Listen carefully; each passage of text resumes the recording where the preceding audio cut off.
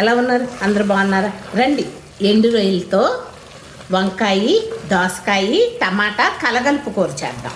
ఆవాలు, జీలకర్ర వేసేయండి. చిటపట్లాడేటప్పుడు ఒక పెద్ద ఉల్లిపాయ కోసుకొని ఈ ఉల్లిపాయ కూడా వేసేయండి. అలాగే ఉల్లిపాయలతో పాటే ఇది శుభ్రంగా కడిగి పెట్టుకున్న ఎండు రొయ్యలు కూడా వేసేద్దాం. ఇవన్నీ కూడా ఇంట్లో చేసిన ఎండు రొయ్యలమ్మ. ఒకసారి తిప్పేసుకున్నాం.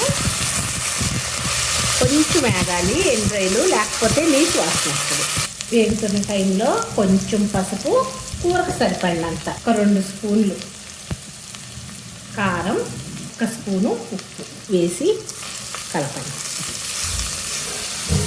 ఇప్పుడు వరకు హై మీద పెట్టాను, ఇప్పుడు సిమ్ మీద పెట్టండి.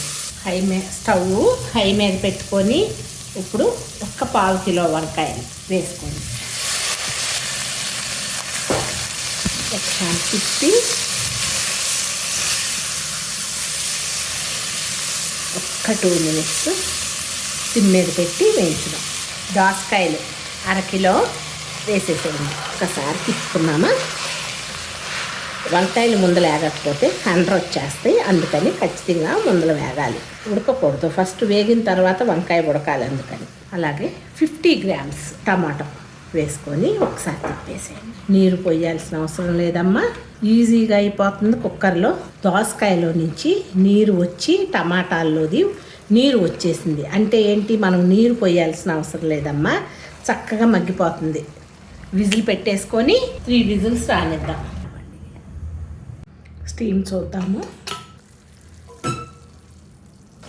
ఎండు రొయ్యలు మనం ఇంట్లో కూడా ఎండున్నాళ్ళు ఎలా చేసుకోవాలో చెప్పనా. పచ్చి రొయ్యలు దొరికినాయి అనుకోండి, మసిలే నీళ్ళలో ఉప్పు, పసుపు వేసి ఒక్క పొంగు రానిచ్చిన తర్వాత జల్లిబుట్టలో వడకట్టేసి ఎండపెట్టేసేయండి. ఎండపెడితే ఎండాకాలంలో అయితే ఇది ఇంకా బాగుంటుందమ్మా. ఒక 2-3 డేస్లో గలగలాలు ఆడిపోతాయి. చక్కగా మనం బాక్స్లోకి తీసి పెట్టుకుంటే 1 ఇయర్ ఉంటుందమ్మా, నిల్వ ఉంటుంది. టేస్ట్ బాగుంటుంది బయట కొనుక్కున్న వాటికన్నా.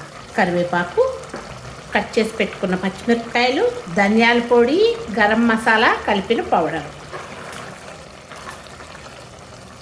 ఒక్క 2 మినిట్స్ హై మీద పెట్టి వండుదాం. ఈ టైంలో ఉప్పు, కారాలు మీ రుచులకు తగ్గట్టుగా సెట్ చేసుకోండి. ఎందుకు ఉప్పు వేసానంటే ఈ పచ్చిమిరపకాయకి కొంచెం మగ్గుద్ది. ఆ మగ్గిన తర్వాత టేస్ట్ చాలా బాగుంటుంది, అందుకని. ఇంతేనమ్మా, ఎండు రొయ్యలు కలగలుపు కూర. ఆఫ్ చేసేద్దాము. నూనె వచ్చేస్తాను చూడండి పక్కలకి. ఎలా ఉందమ్మా ఈ దోసకాయ, వంకాయ, టమాటా వేసి ఎండు రొయ్యలు కలగలుపు కూర. నచ్చిందా? నచ్చితే కనుక లైక్ చేయండి, షేర్ చేయండి, సబ్స్క్రైబ్ చేయండి.